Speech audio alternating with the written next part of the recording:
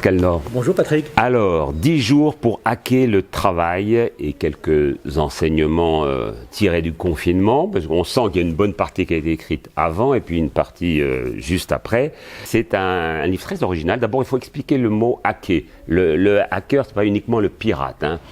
C'est celui qui trouve les codes, quoi. C'est celui qui trouve les codes et c'est celui qui est prêt à briser certains tabous et certains codes établis. Donc c'est ça aussi, hacker. Et c'est en ce sens qu'il faut le lire. C'est effectivement, on n'est pas là pour tuer le travail, on n'est pas là pour lui faire mal, on est là pour le réinventer avec des codes différents. Alors oui, le travail, en effet, vous le dites, il est en crise, mais pas uniquement parce qu'il y a un taux de chômage élevé, hein. Non, j'ai écrit ce livre à l'issue de 5 années de recherche en développant GoJob, que j'ai démarré maintenant en 2015, il y a 5 ans. Combien d'employés vous avez ? Alors, on est passé de 0 à 10 000 salariés intérimaires en 5 ans et sur le groupe de R&D qui anime la plateforme, c'est une centaine de salariés répartis sur Aix-en-Provence et Paris. Et au fil de l'eau, moi qui avais une expérience plutôt aux États-Unis ou en Asie, je rentre de France il y a 5 ans et je découvre une France qui a mal à son travail.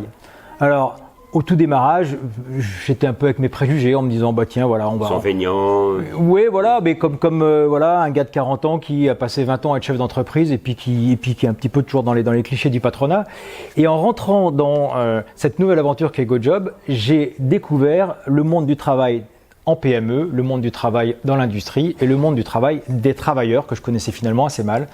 Et je ne vais pas vous dire que je connais ces 10 000 salariés, mais j'ai parlé avec beaucoup d'entre eux et avec beaucoup de patrons et je me suis rendu compte que la vision qu'on peut avoir, parfois un peu intellectualisante, et c'est vrai qu'on est des grands champions les Français d'intellectualiser un peu tout ce à quoi on touche, eh bien elle était quand même assez différente de la réalité du terrain. Donc c'est un livre que j'ai écrit en récupérant des anecdotes, des constats sur le terrain depuis ces 5 années et je me suis dit au fil de l'eau que ce serait peut-être pas mal de le partager parce que ça pourrait être une manière d'éclairer nos femmes et nos hommes politiques, nos journalistes, nos intellectuels sur ce qu'on voit vraiment sur le terrain. Alors la forme est assez originale parce que vous faites comme Moïse, il y a 10 commandements à peu près, et vous faites surtout comme la Bible, c'est-à-dire que voilà, le premier jour, la Bible, ça s'arrête au 7e. Vous, il y a 10 jours. Hein. Il y a 10 jours parce que il y a 10 chapitres qui me semblent avoir une continuité qui permettent sur chacun des chapitres d'adresser un problème dans un certain ordre. Donc voilà, on aurait pu s'arrêter à 9, on aurait pu aller à 12, mais 10 c'est un joli chiffre.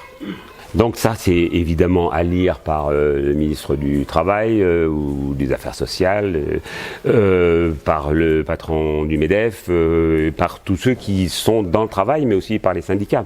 Exactement, donc je l'ai envoyé à nos ministres qui, pour certains, l'ont déjà lu et m'en ont félicité, m'ont invité à le commenter avec eux et également à nos patrons de syndicats, à nos grands patrons du MEDEF, mais aussi à beaucoup de travailleurs, beaucoup de fonctionnaires, beaucoup de personnes du service public qui m'ont fait des témoignages assez bluffants et inattendus sur la façon dont ils se retrouvaient sur parfois des sujets assez...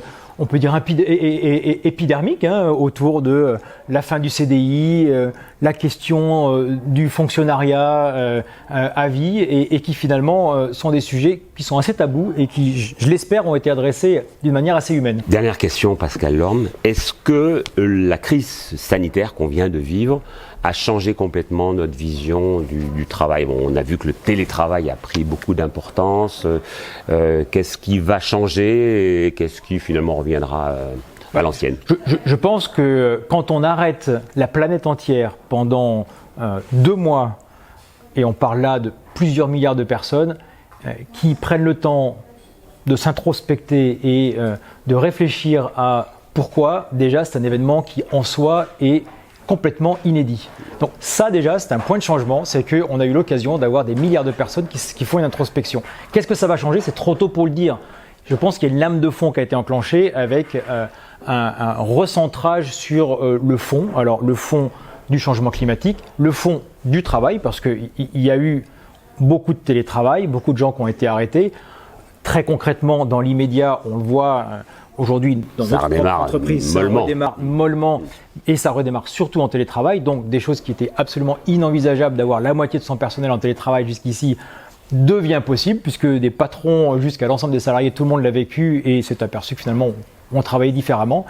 Globalement, moi ce que je retiens de cette période, c'est que il y a une quête de sens des femmes et des hommes qui sont en entreprise et qui aujourd'hui sont plus dans une quête de se dire ce travail à quoi il sert et du coup vers quel résultat je veux aller, plutôt que une quête uniquement d'un présentéisme et finalement d'un travail un peu routine. Donc je pense que ça remet en cause quand même la relation de chacun avec son travail et avec son employeur. Merci beaucoup Pascal Lorme. Donc plaisir, je rappelle le titre de votre livre, 10 jours pour hacker le travail et quelques enseignements tirés du confinement. C'est aux éditions Débat Public.